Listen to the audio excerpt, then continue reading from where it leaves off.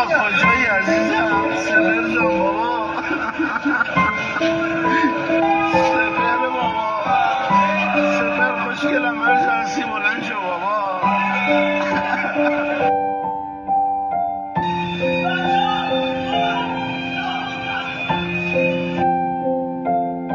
سپهرم رفت.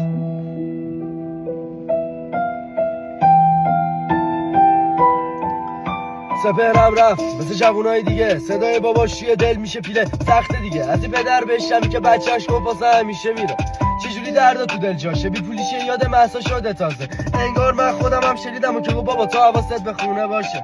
بابا مرد داشت نزن مشی، تو اشکا رو دیدی که میشه سریز.